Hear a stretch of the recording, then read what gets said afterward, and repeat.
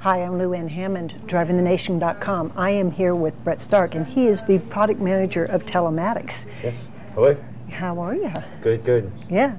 So, you know, I saw this and I thought, this is kind of cool because you always hear about this 4G. Yes. But long before 4G came about, you had 1G, 2G, and 3G. Yes, absolutely. So I thought it'd be kind of cool for you to tell us, what was 1G? What did it do?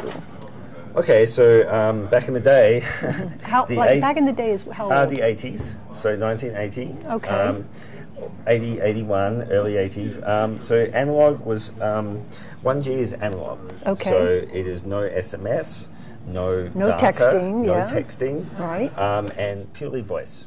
Okay, and so Okay. if you had this in your car back in the 80s, they didn't have texting or voice back then. No. So no. what would you have done with it back then? It was purely for things like emergency call. You could make an emergency call through to the public telephone network. Okay, so then we have 2G. Okay, so 2G was The 90s? yes, early 90s, so 5 to 10 years beyond that, and so 2G brought in improvements. This is all evolutionary, right? Sure. Technology. So Yeah. here 2G gave you the first taste of SMS, so text messaging, and also gave you the first taste of very low speed packet data. Or Okay. data. In fact, the first evolutions of data was analog only. So then was that in your OBD, or that you would get that data, or? In the vehicle context, no. This was still an embedded module in the vehicle, not really OBD. Okay. But it allowed data transfer versus this did not. Okay. So here you could start sending, for example, to the emergency responders, you could start sending pieces of information like your location. So I'm thinking OnStar, that kind of thing. Absolutely. Okay, absolutely. great. So then 3G. So 3G, another evolution, and this was early 2000s. Right. And confusingly enough, there's actually several versions of 3G, several even 3.5G. But fundamentally, it was the first real evolution of packet data. So here you got higher speeds of packet data. Right. So this would enable, we had several products shipped with 3G, and this would enable, for example, displaying information, points of interest to the driver. So OnStar, for example, or Daimler, they would be able to send where the nearest Starbucks is, and Right. that will display on your head unit. And that was possible because of the higher data speed, Right. and so more services to the end user. Now we have 4G, and not only is it more powerful, it's smaller, it's lighter, really verbose. So what does that do?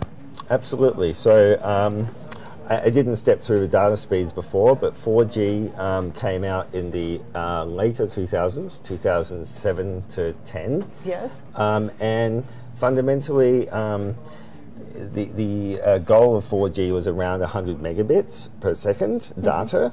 So you can actually get, I think, typically 10 to 20, maybe 30 on a phone, and even on this type of device. So again, that allows more information, more services to the end user. And you created these. Yes, these are all examples of Continental products. And what is this one? So this is our next generation platform.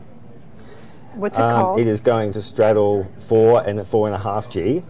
So it's basically 4.37? it's basically the next evolution before 5G. Yes. And so fundamentally, again, it'll give higher data speeds. In fact, 4.5G can get up to one gigabit. Wow. So that's 1,000 megabits per second. So you can really get high bandwidth into the car. You can have people browsing in the back seat on Netflix, on their tablets, Right. and various services such as real-time weather, real-time traffic information. I'm just going to live in my car. It gets better up and down than my house does. Absolutely. And so this is our next platform, and then moving beyond that, 5G is giving promises, or at least goals, of 1 to 10 gigabits per second, very low latency speeds, and so there we will see inter-vehicle communication, right, and cars being able to talk to each other, cars actually being able to talk to pedestrians and create a safer area. When will you have 5G out?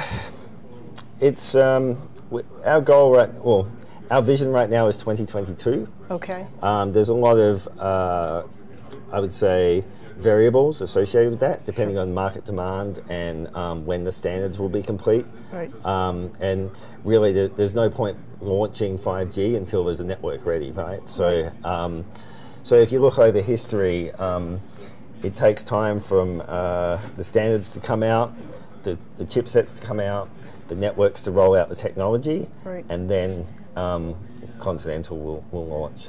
During those phases, though, we will be heavily involved in testing and standards work.